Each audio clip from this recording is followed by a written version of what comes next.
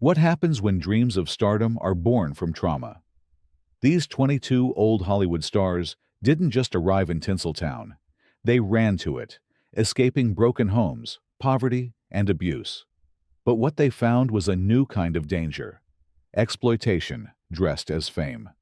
This is the raw, emotional story of those who endured the spotlight's darkest corners and lived to tell. Stick around. Their survival is more powerful than any script ever written. Judy Garland. Long before Judy Garland enchanted the world as Dorothy in The Wizard of Oz, she was Frances Ethel Gum, a child performer pushed onto the stage by her mother. By the time she was 13, Judy had already run from a life of poverty and instability, only to land in the clutches of MGM Studios, where exploitation was masked as opportunity. She didn't escape into Hollywood. She ran headfirst into its darkest corridors. At MGM, Judy was seen not as a girl, but as a product. Studio executives criticized her looks, called her the ugly duckling, and forced her to take amphetamines to keep her energy up, then barbiturates to sleep. This was routine. It wasn't care.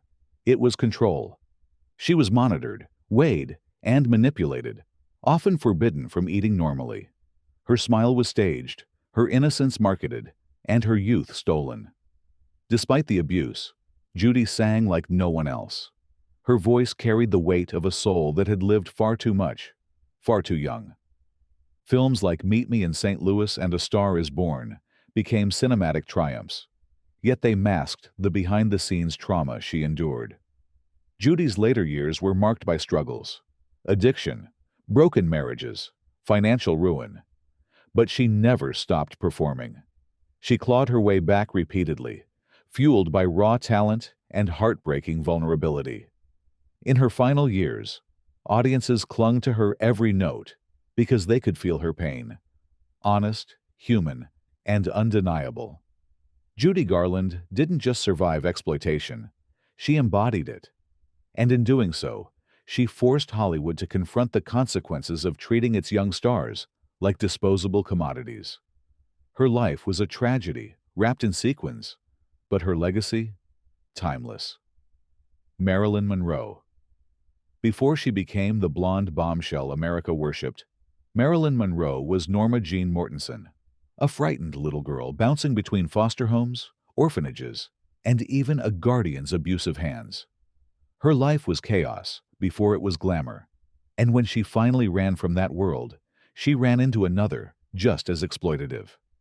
At 16, she married to avoid returning to the orphanage. Soon after, she was discovered in a munitions factory, modeling for wartime propaganda. Hollywood saw her beauty, not her story. She bleached her hair, learned to smile on cue, and adopted the name Marilyn Monroe. But the girl inside remained fragile, deeply wounded, and painfully alone. Studios exploited her innocence and sex appeal, casting her as a breathy-voiced object of desire. Behind the camera, she battled powerful men who saw her as nothing more than a fantasy. She was paid less than her male co-stars, forced into typecast roles, and relentlessly ridiculed when she demanded respect. Yet, Marilyn was no fool. She read Dostoevsky, studied acting with Lee Strasberg, and co-founded her own production company.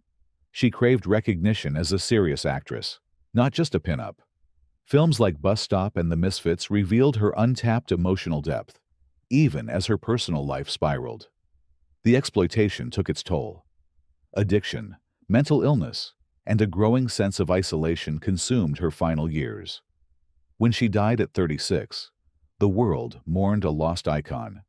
But beneath the sadness, there was admiration. Marilyn Monroe had survived a system that tried to define, control, and ultimately destroy her. She never stopped fighting to be more than what Hollywood allowed. Marilyn's tragedy wasn't her beauty. It was how that beauty was used against her. But her survival, however fleeting, gave future women in Hollywood a roadmap. Don't just escape, evolve. Barbara Payton. Barbara Payton was Hollywood's cautionary tale long before her story ended in tragedy.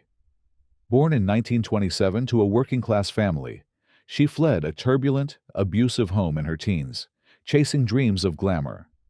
She arrived in Hollywood with icy blonde beauty and enough ambition to rival Monroe. Studios noticed, but so did predators. Barbara was quickly groomed into the bombshell mold. Her breakout came with Kiss Tomorrow Goodbye opposite James Cagney. Critics praised her raw sensuality, but behind the spotlight, the exploitation was brutal. Studio handlers passed her from one contract to another, and her romantic life spiraled into public spectacle. An infamous love triangle with actor Franchot Tone and brute Tom Neal ended with Neal beating Tone nearly to death. Payton was labeled damaged goods and dropped. The same media that had once adored her now mocked her. She turned to alcohol and drugs, drifting into poverty, arrested repeatedly for prostitution and check fraud. By her late 30s, she was unrecognizable, homeless in Los Angeles, hawking her own scandalous memoir for grocery money. And yet, in the ashes of her downfall, Barbara remained defiant.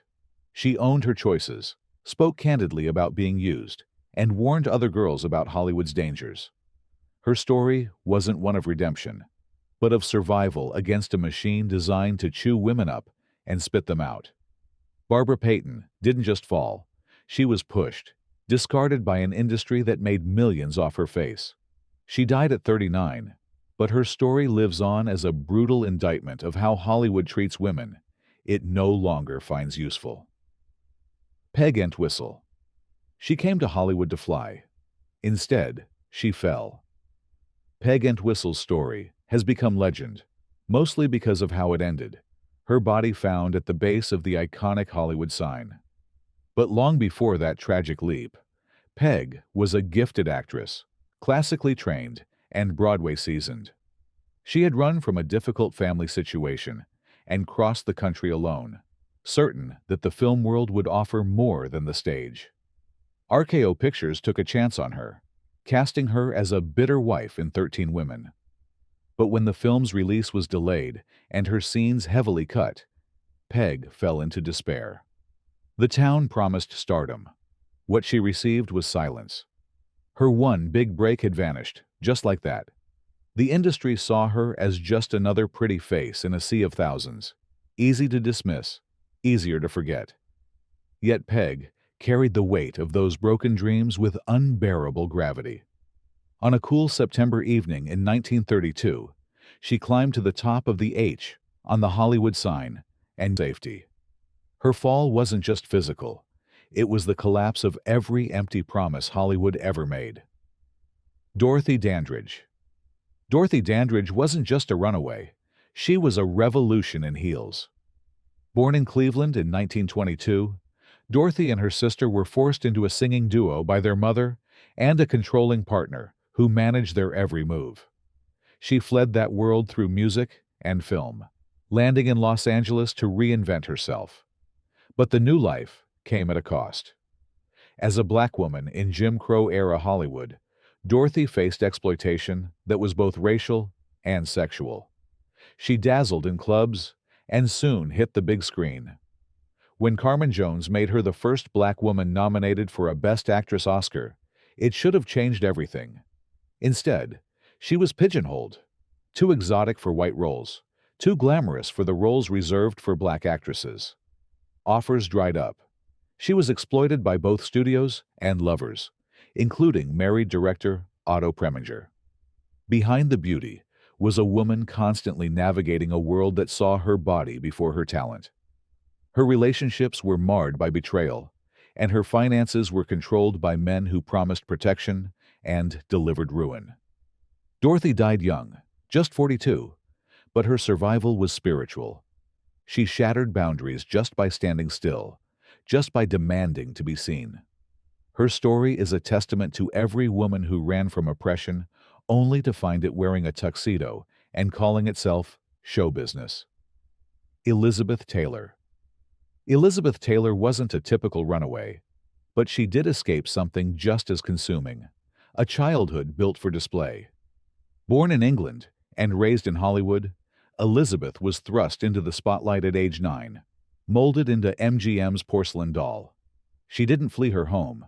She fled her own life, one crafted and manipulated by powerful studio men who controlled her every move. By 12, National Velvet made her a star. But with fame came suffocating pressure. Diets to thin her already tiny frame, rigid control over her image, and staged publicity stunts that masked the real girl behind violet eyes. Every romance she had, every marriage, every heartbreak, was commodified.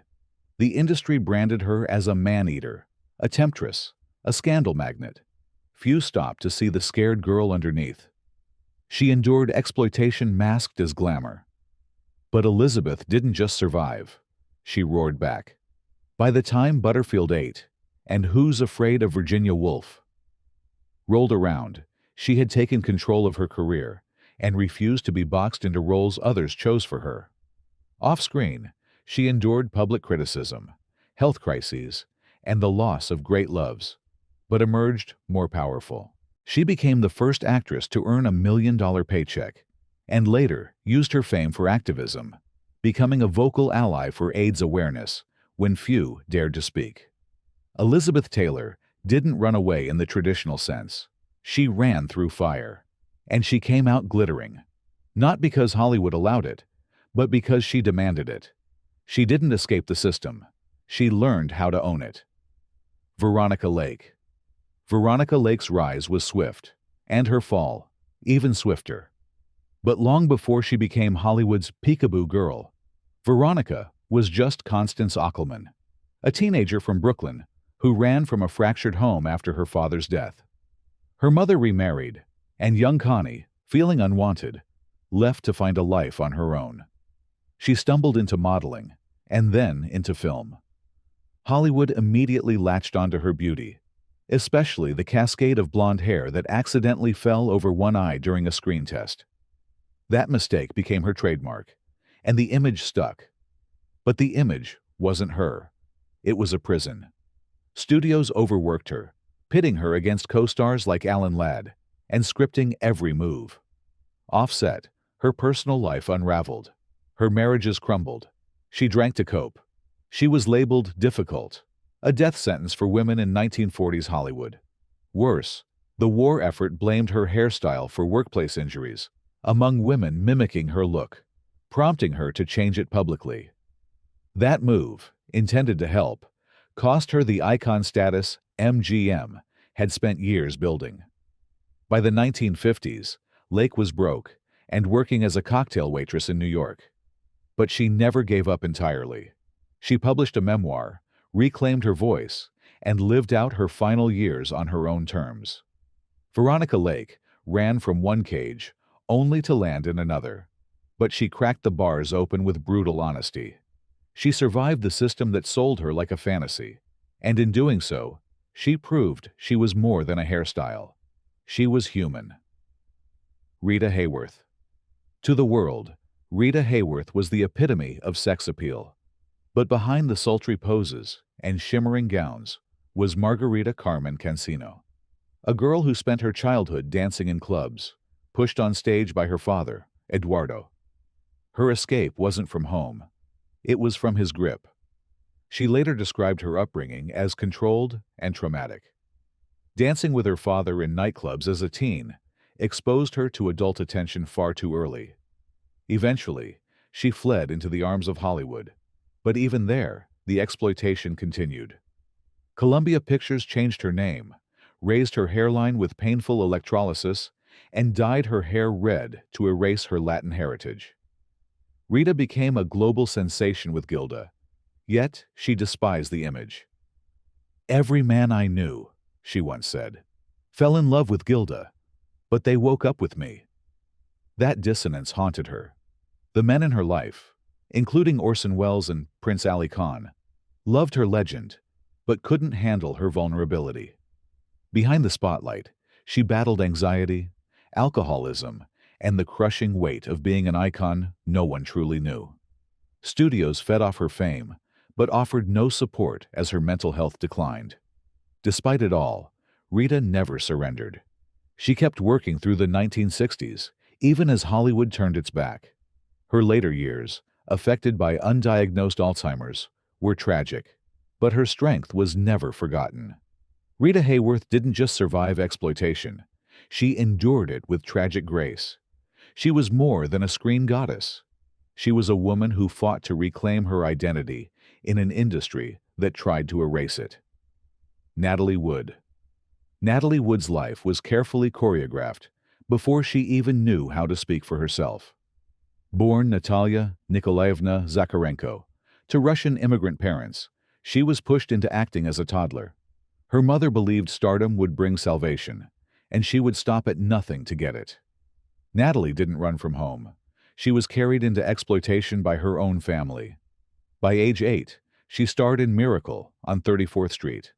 By 16, she was being cast opposite grown men in romantic roles. Her image was tightly controlled, and she was frequently given older men as co-stars, blurring the lines between adolescence and sexuality. But Natalie wasn't passive.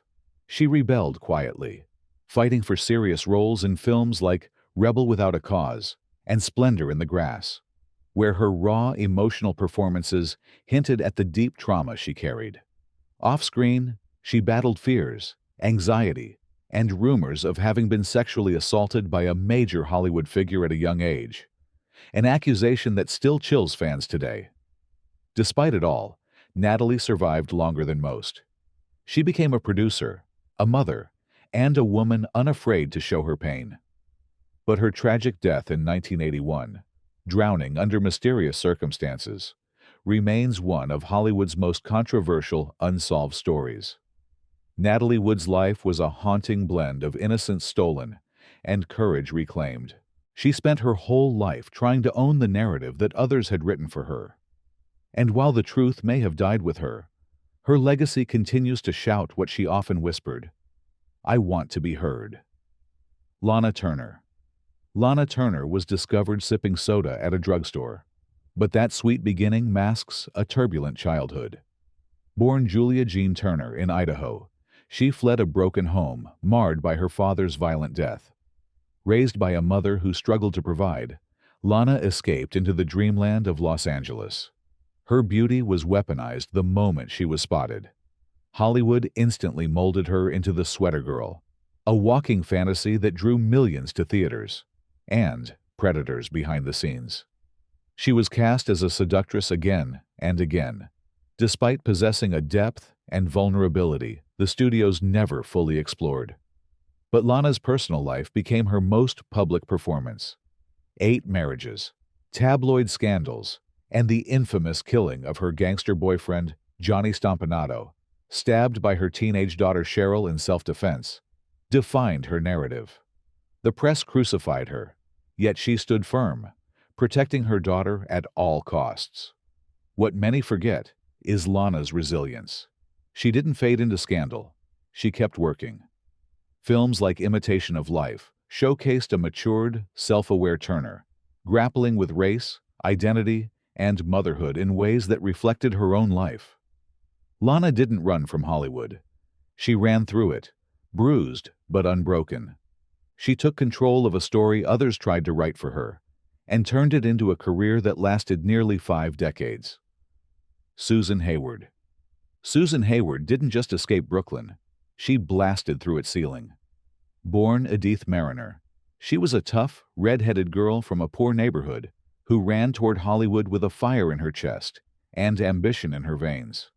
But Hollywood had plans for her, none of them fair. Arriving during the golden era of the studio system, Susan found herself boxed into roles that emphasized her beauty, but ignored her grit. She was often passed over for top billing, used for glamour shots and promotional tours, while more favored starlets got the serious roles. Yet Susan fought back.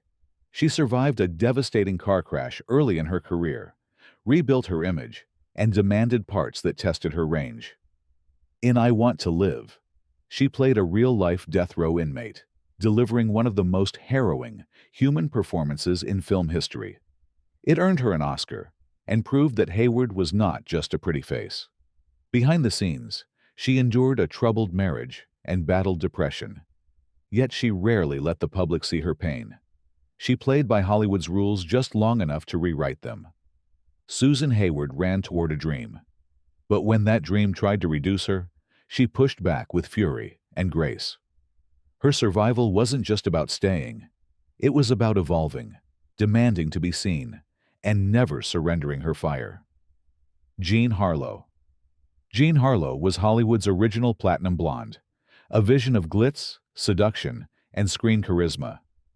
But the real Harlo, born Harlan Carpenter, was a runaway in more ways than one. At just 16, she married to escape her controlling mother, Mama Jean, who treated her daughter's beauty as a cash machine. By 18, Jean was in Hollywood, first reluctant, then pushed into acting by her husband and later her mother. Her breakout came with Hell's Angels in 1930. Suddenly, she was everywhere, worshipped for her curves and cool stare, even as MGM transformed her into a symbol of sexual fantasy.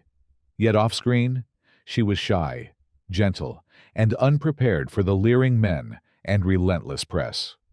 Her body became a brand, her name a headline. Behind the sequins was a woman exploited by the studio, her mother, and a string of disastrous marriages.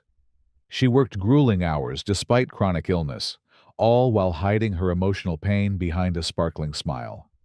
Jean Harlo died at just 26 from kidney failure, worsened by the studio's refusal to allow her proper medical treatment in time. Her early death stunned the nation, but few recognized it as the consequence of a system that never truly cared for its stars. Harlo ran from a home that used her into an industry that used her harder. But she lit up the screen with a vulnerability no studio could script. Her story is not just a tragedy. It's a symbol of Hollywood's golden age, glittering atop a mountain of sacrifice. Linda Darnell. Linda Darnell looked like a dream, but she lived a slow-motion nightmare. Born in Texas in 1923, she was pushed into modeling by a domineering stage mother before she hit puberty. By 15, she lied about her age and ran straight into the jaws of 20th Century Fox, becoming one of their most bankable beauties.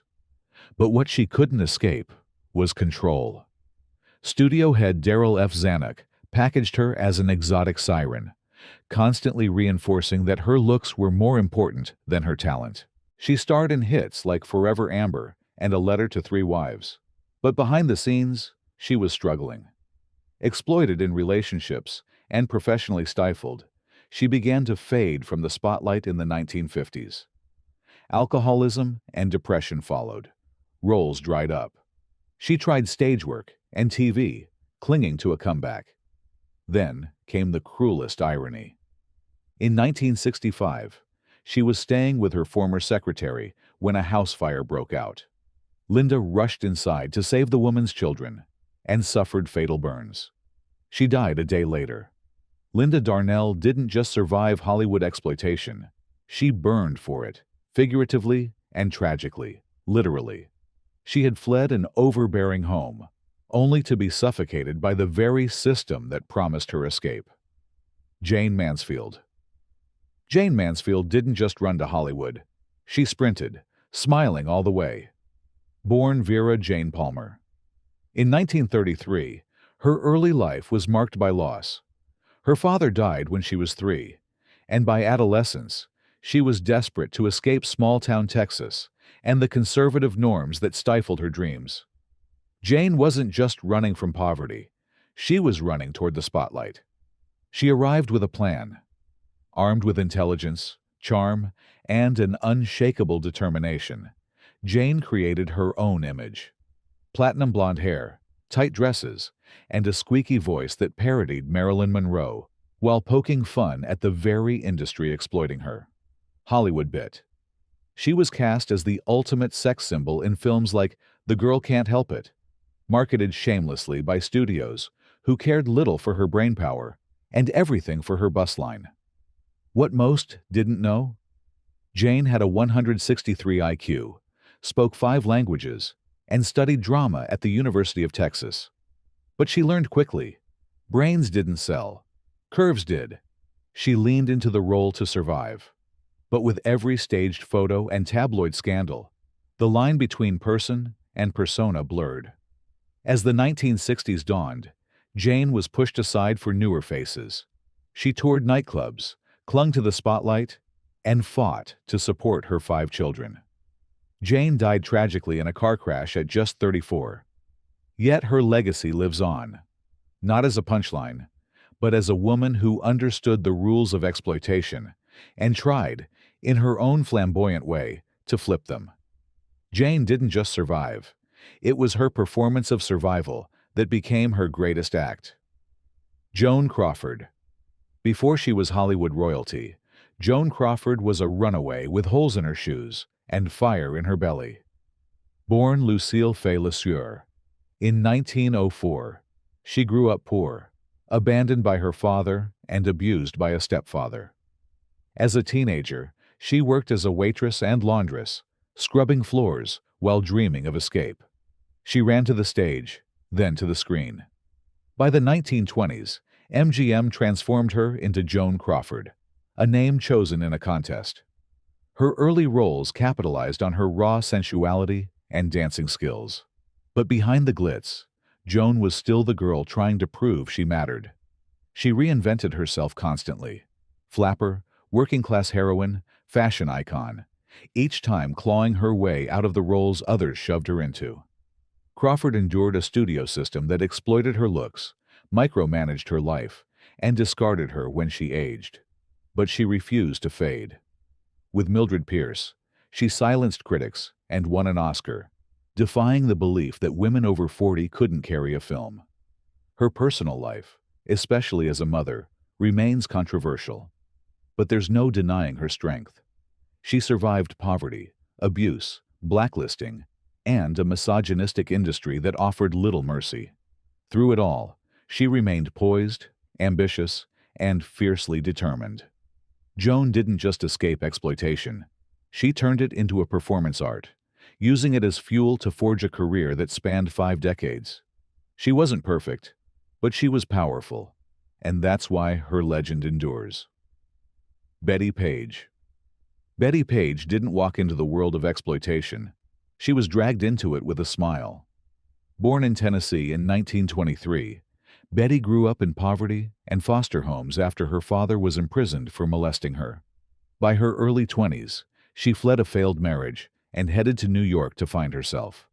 What she found was a camera lens that would never let go. With her signature bangs, playful poses, and fearless attitude, Bettie became the queen of 1950s pinup. She modeled for cheesecake photographers and starred in fetish reels, images that would later define underground subcultures. But she always insisted she posed because she wanted to, never seeing herself as a victim. The truth was murkier.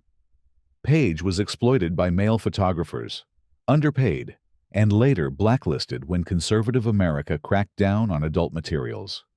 She vanished from the public eye in the late 50s, descending into religious zealotry and battling mental illness, including a diagnosis of schizophrenia that led to years in psychiatric care. Yet Bettie Page survived. When a new generation rediscovered her in the 1990s, she cautiously emerged, not for fame, but for recognition. She gave interviews, reclaimed her narrative, and received long overdue respect. Bettie Page didn't ask to become an icon. She simply ran from one prison into another, and somehow escaped both. Her legacy isn't just in photos. It's in her refusal to be ashamed of who she was. Clara Bell. Clara Bell didn't just embody the roaring 20s. She was the decade's heartbeat. But behind the laughter and the fluttering eyes of the it girl was a girl from Brooklyn, running from horrors no one should endure. Born in poverty in 1905, Clara's childhood was plagued by neglect, violence, and trauma. Her mother suffered from severe mental illness and once tried to kill her. Clara ran not with a suitcase, but with raw instinct to survive. Winning a beauty contest as a teenager gave her a ticket out, and she quickly made her way to Hollywood. She brought something no one else had: unfiltered emotion, a streetwise smile, and a sexual energy that didn't rely on pretense. She was magnetic. Studios saw dollar signs.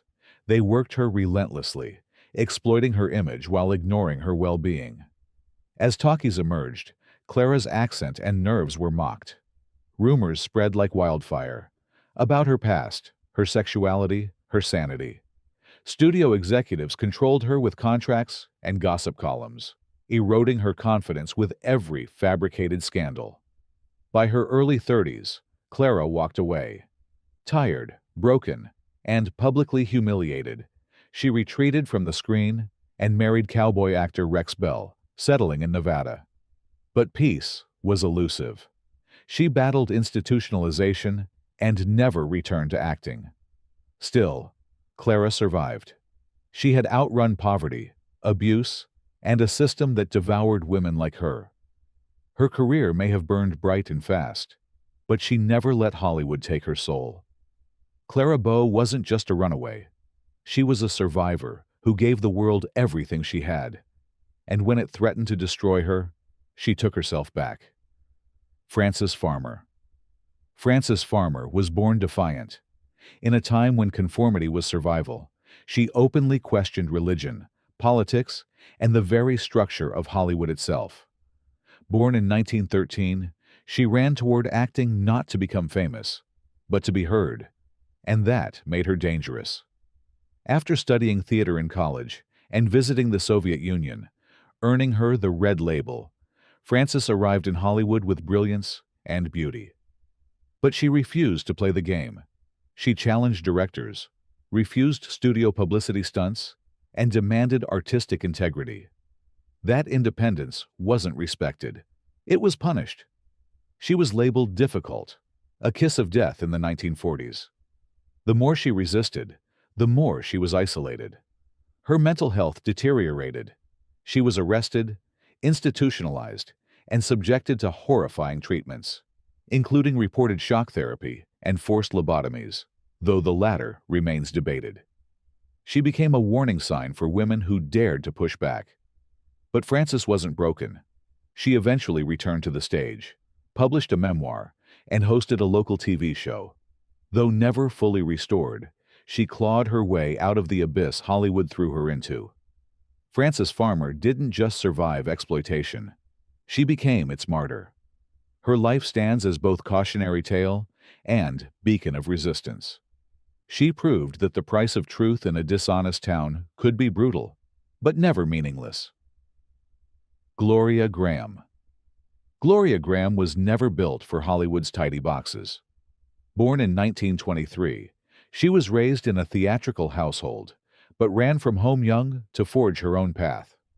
What she found was an industry ready to use her sultry voice and wounded eyes, without ever asking what they cost her. She won an Oscar for The Bad and the Beautiful, and her roles in noir films like In a Lonely Place turned her into a goddess of vulnerability and danger. But Gloria's real life was even more complicated than her screen persona. Behind her soft voice was a woman trying to hold on to her sanity. Her personal life unraveled when she married her former stepson, a scandal that Hollywood never forgave. Studio doors closed, roles vanished. She began performing in community theaters, surviving on scraps of fame, while hiding a cancer diagnosis that would eventually claim her life. Yet she kept working until the end, taking to the stage in England and refusing pity. Gloria Graham didn't run from Hollywood. She walked away with her head high, daring anyone to look her in the eye. She didn't just survive exploitation, she outlived its relevance. Mae West. Mae West didn't run from exploitation. She ran through it like a bulldozer in heels. Born in 1893, she was raised by a vaudeville family that encouraged her flair for rebellion. By her 20s, she was writing and producing her own risque plays, getting arrested for obscenity and loving every minute of it. When she finally arrived in Hollywood in her late 30s, she was already a legend. But the film industry still tried to control her. Her wardrobe, her words, her weight. Mae refused.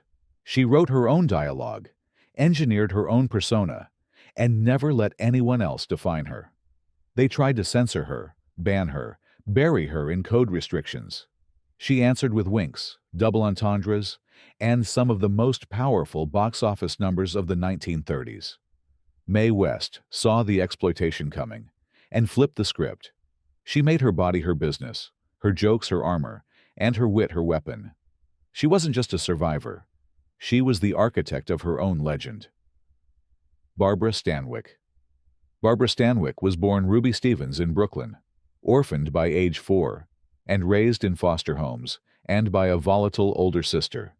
She ran from abuse, poverty, and neglect, working as a dancer in speakeasies before clawing her way into theater and finally Hollywood. There, she became the ultimate professional. Strong, cool, and emotionally charged, Stanwyck delivered unforgettable performances in films like Stella Dallas, Double Indemnity, and The Lady Eve. But behind her steely persona was a woman who had survived by always being on guard. She rarely discussed her past. Instead, she worked harder than anyone, never missing a call time, never causing drama. It wasn't obedience, it was armor. She knew what happened to women who faltered. Though studios exploited her looks and labor, they couldn't bend her will. She negotiated for better roles, kept her private life private, and later transitioned to television without missing a beat. Barbara Stanwyck didn't escape exploitation by accident. She did it by being smarter, tougher, and more disciplined than the men who tried to control her. She ran from nothing because she'd already outrun everything. Lupe Velez. Lupe Velez was fire in human form, passionate, wild, and unapologetically bold. Born in Mexico in 1908, she fled a privileged but restrictive upbringing after her father's death, determined to forge her own path in the U.S. She arrived in Los Angeles with beauty, talent, and an iron will. But Hollywood wasn't ready for her. She was quickly typecast as the Mexican Spitfire, a stereotype that Lupe played up on screen in comedies. But off-screen, she bristled at the limitations. She longed to be taken seriously, to escape the confines of roles built around her accent and temper. But in the 1930s, Hollywood, Latina women were exoticized, then discarded. Her romantic life made headlines. She was linked to Gary Cooper, Johnny Weissmuller, and other famous men. But it was often her outbursts, not her art, that the tabloids spotlighted. Behind her fiery persona was a woman craving stability, respect, and creative freedom. She never got it.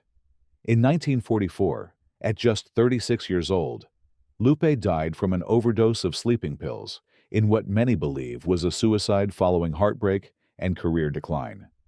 But legends and rumors followed, often distorting her final moments into punchlines. What should be remembered is this: Lupe Velez was one of the first Mexican actresses to break into Hollywood. She did it with wit, tenacity, and fearless charm in a system that rarely showed mercy. She survived far longer than anyone expected, and for a while, she made the world laugh on her own terms. Lupe didn't just run from her past. She ran toward a future she carved out of prejudice and limitations, and in doing so, blazed a trail for every Latina actress that followed. They came to Hollywood chasing light, and walked through fire instead. These women weren't just stars. They were survivors. Behind every red carpet smile was a story of escape, resilience, and silent strength. And though the studios wrote their roles, it was these women who rewrote their fates. Never forget their truth.